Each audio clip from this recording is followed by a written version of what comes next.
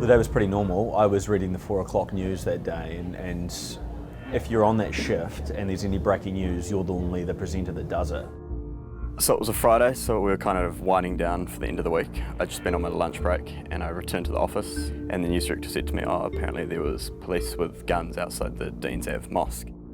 It actually came through as a tip-off from one of the other staff in the office, so I went down, JB went ahead of me, and I went down just for a look, basically. I was just going for a look because I had nothing else to do.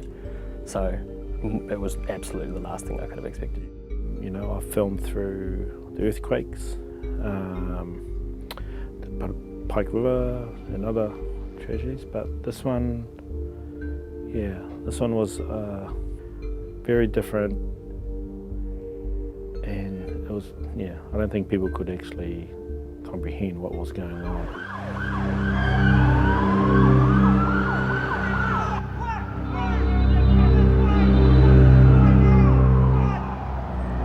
The first thing that really struck me was the amount of ambulances going in and out, the fact that they were coming out with their sirens on and going back in with their sirens on. First thing I got to was an ambulance, and there was a guy in the back of it. He had blood all over him. And then the next thing, there was about 3 Muslim people from the mosque that were outside, and one was on the phone. I went over and approached them, talked to them, and I said, oh, what's happened? Because I had no idea what was going on. And he told me, there was a guy that walked in with a machine gun and shot everyone, and there was bodies everywhere. Started noises, I thought maybe lights or glasses are broken, but when I turned behind, I saw people on the floor with the blood. And suddenly we realised that it's shooting. I was in here in the Auckland newsroom and we heard the phone call come through. I just grabbed the bag that was underneath my desk, got in the car, drove to the airport, was on a flight straight down to Christchurch. I arrived outside the sort of main gate of the mosque by the road there, and sort of saw, you know, everything you'd think you'd see. There was multiple bodies lying on the road, and outside the front door there was, you know, that arch of the mosque, there was multiple bodies there, and the blood was sort of rolling down the steps on those tiles. Kia ora, good afternoon. We are breaking into normal programming right now for some disturbing news from Christchurch. Online, we went on air maybe 20 minutes after the shooting had started. The point we went on air, we kind of went into this sort of autopilot mode where you just keep going with new information. You didn't really have time to sort of let it sink in too much.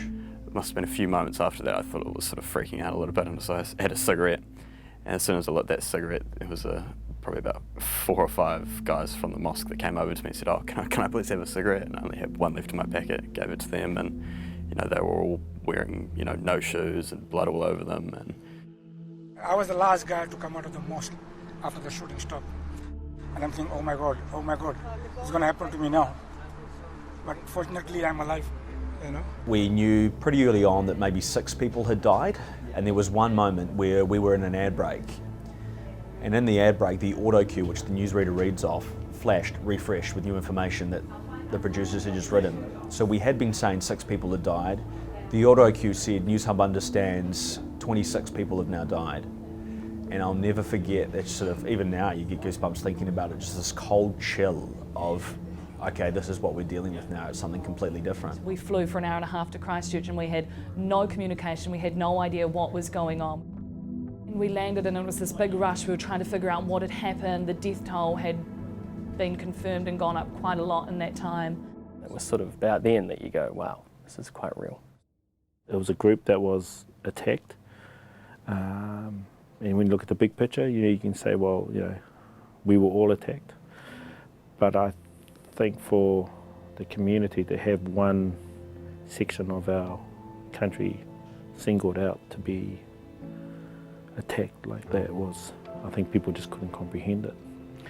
And in the next few days, I think it definitely shone a light on how our country coped with it, I think.